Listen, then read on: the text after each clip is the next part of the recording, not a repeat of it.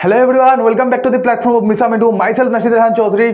और यार आज मैं एक नया चैप्टर स्टार्ट करने वाला हूँ, मजेदार चैप्टर ग्रेविटेशन। ग्रेविटी यार, ग्रेविटी का नाम तो कभी ना कभी तुमने अपने जीवन में सुना ही होगा। उसी को लेकर तुम्हारे क्लास 9 में एक चैप्टर है ग्रेविटेशन। बड़ा ही मजेदार चैप्टर है फिजिक्स का। न्यूटन जी का इसमें बहुत बड़ा रोल रहा है ग्रेविटेशन के चैप्टर में। तो आओ यार स्टार्ट करते हैं।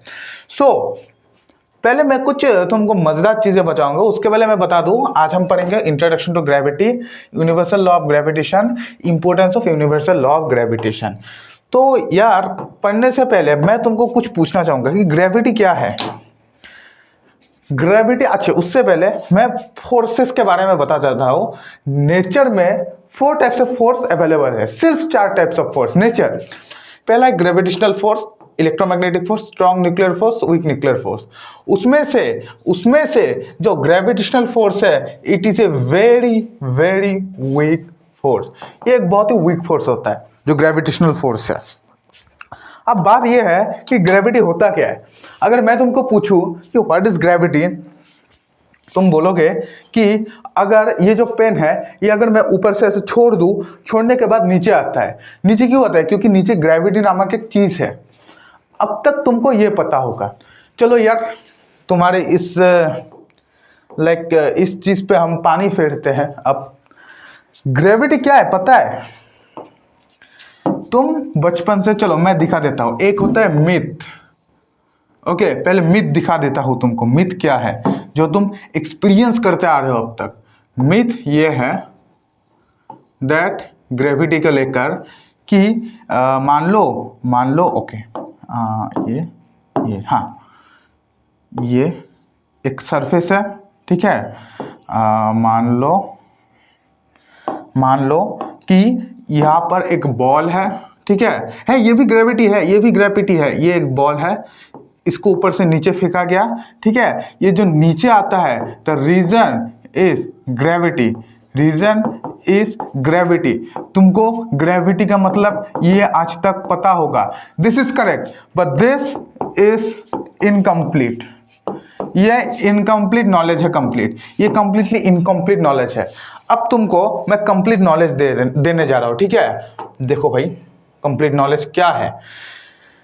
कोई भी दो बॉडी ले लो, कोई भी दो बॉडी, ठीक है। मान लो this is body A, this is body B.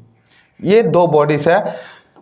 कोई भी दो बॉडी इस यूनिवर्स में, डजंट मैटर, मेरा बॉडी हो, तुम्हारा बॉडी हो, ये हो, बोर्ड हो, ये दोनों एक दूसरे को अट्रैक्ट करते हैं बाय ए फोर्स, ठीक है। ये इसको अट्रैक्ट करता है, ये उसको अट्रैक्ट करता है। तुमने बोला हमने तो आज तक देखा नहीं, ये फैक्ट है। तुम पहली मेरी बात सुनो, ठीक है। ग्रेविटी एक्चुअल में क्या है, रियलिटी में अगर बोलना जाओ तो ये एफ फोर्स से इसको अट्रैक्ट करता है, ये एफ फोर्स से इसको अट्रैक्ट करता है। ये अगर मैं मान लो body A, let this be body A, ठीक है, और ये है बॉडी बी। तो एफ ए को बी फोर्स से ऐसे अट्रैक्ट करता है, एफ बी को फोर्स से अट्रैक्ट करता है। तुम बोलोगे यार बड़ा ही अलग चीज सुनने को मुझे मिल रही है, कैसे हो रहा है ये? भाई यही फिजिक्स है, ठीक है। ग्रेविटी अगर मैं पूछूं तो इस दुनिया में जितने भी बॉडीज है वो एक दूसरे को अट्रैक्ट करते हैं अपनी तरफ, ठीक है। एक दूसरे को अपनी तरफ अट्रैक्ट करते हैं। अब तुम तो बोलोगे भाई कि वो तो मुझसे अट्रैक्ट नहीं होती, जो मेरे क्लास में है वो तो मुझसे कभी अट्रैक्ट नहीं होती। तो भाई हम एक दूसरे को अट्रैक्ट क्यों नहीं करते? इसके पीछे भी एक रीजन है। What is the reason behind it? चलो यार तुमको मैं समझाता हूं। जैसे कि ये है हमारा गोला अर्थ, ठीक है। कलर चेंज कर देता हूं। अर्थ क्या है? ब्लू कलर, ब्लू होता है ना। ओके, ब्लू कर देते हैं, क्या बड़ी बात है। ये मान लो ये ब्लू कलर का अर्थ है। अच्छा छोड़ो, इतना करने की हमको जरूरत ही नहीं है ना। हाँ, ये है ब्लू कलर का अर्थ। अरे अर्थ है कि नहीं है बोलो? ये है ब्लू कलर का अर्थ, ठीक है। और इसमें ग्रीन ग्रीन कुछ रहता है, क्या रहता है? ये देखो, ये है जमीन, ग्रीन कलर का, है कि नहीं? ये जमीन है ग्रीन कलर का, जमीन है कि नहीं? इधर जमीन है, हाँ इधर जमीन है कि नहीं? बोलो, खुद बोलो, हाँ या ना? ओके,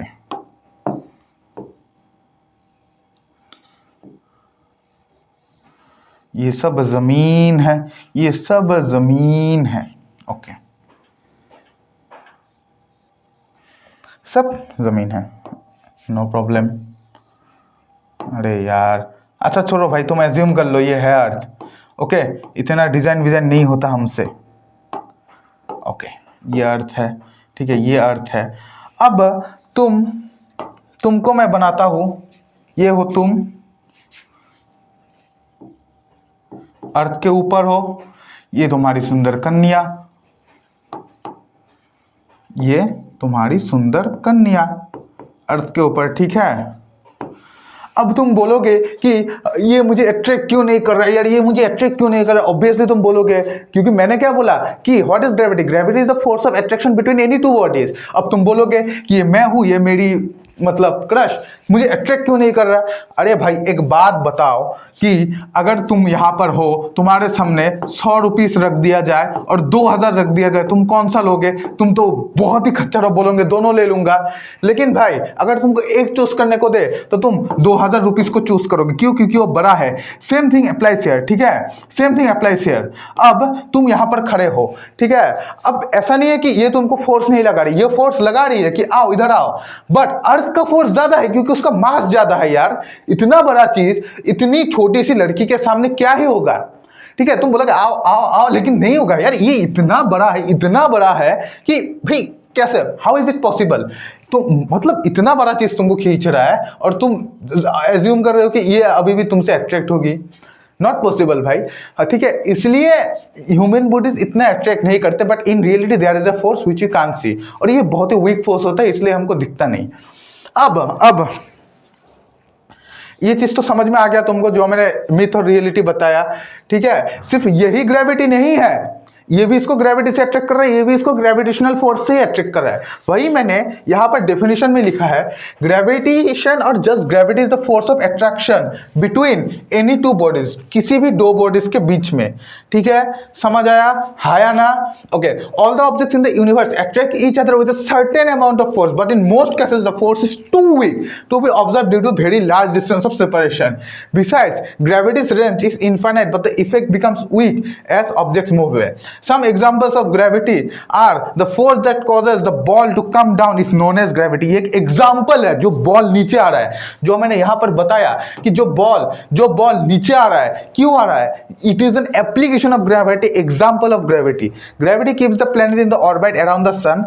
ये टॉपिक तुमको अभी ज्यादा समझ नहीं आएगा, ठीक है, बस लाइन याद रखो, बाद में सेंट्रीपिटल फोर्स सब जब पढ़ोगे इन डिटेल समझ आएगा। Gravity is the force that causes a rock to roll down hill, ठीक है, समझ आया। ओके, नेक्स्ट पेज में हम universal law of gravitation explain करते हैं। क्या है यूनिवर्सल लॉ ऑफ ग्रेविटेशन, क्या है यूनिवर्सल लॉ ऑफ ग्रेविटेशन। भाई ग्रेविटी का एक लॉ है, ग्रेविटी का एक यूनिवर्सल लॉ जो हर जगह अप्लाई होता है। क्या है ये लॉ, ये बोलता है Newton's law of gravitation, Newton ने दिया that every object in the universe, हर एक ऑब्जेक्ट यूनिवर्स में अट्रैक्ट्स एवरी अदर ऑब्जेक्ट, ठीक है। तुम उसको अट्रैक्ट कर रहे हो by a force that is directly proportional to the product of their masses and inversely proportional to the square of the distance between them. अगर इसको मैं in language of, in terms of maths बोलूं तो क्या बोला कि every body in the universe, ठीक है, attracts each other by a force, एक फोर्स के साथ अट्रैक्ट करता है, which is directly proportional, which is directly proportional, ये डायरेक्टली प्रोपोर्शनल है तो जो प्रोडक्ट ऑफ देयर मासेस, दो बॉडी है, मान लो एक का मास है m1, एक का मास दे देता हूं m2, एक का m1 एक का m2 ले लेते हैं, और क्या होता है and inversely proportional to the square of distance between them, और उनका जो डिस्टेंस है उससे इनवर्सली प्रोपोर्शनल। डिस्टेंस को हम s से डिनोट करते हैं, s से कर देते हैं S square, inversely proportional to the square of distance between them. ये है 1, ये है 2, from 1 and 2 we get that F is directly proportional to m1 m2, that is the product of the masses of the two bodies and inversely proportional to the square between them, distance of square between them. हमको क्या पता है, proportionality sign उठेगा तो एक constant आएगा, ये जो कांस्टेंट है ये है g, और ये हर एक चीज के लिए सेम रहता है।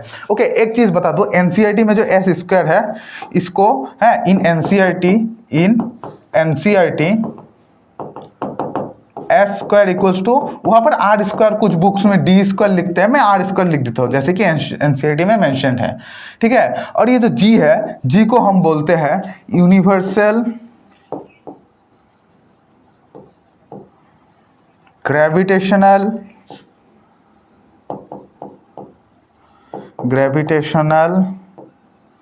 कांस्टेंट। एक ग्रेविटेशनल यूनिवर्सल कांस्टेंट है जो कि हमको एक्सपेरिमेंट से इसका जो वैल्यू मिला है that is G equals to, याद रखना 6.67 10⁻⁻11 newton unit, newton metre square kg square पर केजी स्क्वायर, यह है इसका यूनिट, याद रखना, ठीक है। 10⁻11, अरे यार हो गया 10⁻⁻11, ठीक है। यह है यूनिवर्सल ग्रेविटेशनल कांस्टेंट का एक लॉ, ठीक है। अगर तुम अपनी उसको कितने फोर्स से अट्रैक्ट कर रहे हो अगर तुमको निकालना है, अरे यार एज्यूम कर लेते हैं, जैसे कि मैं एक क्वेश्चन यहाँ पर एज्यूम कर लेता हूँ कि यहाँ पर ये हो तुम, ठीक है, ये तुम्हारा सुंदर कन्या जो तुमको भाव नहीं देती, ठीक है।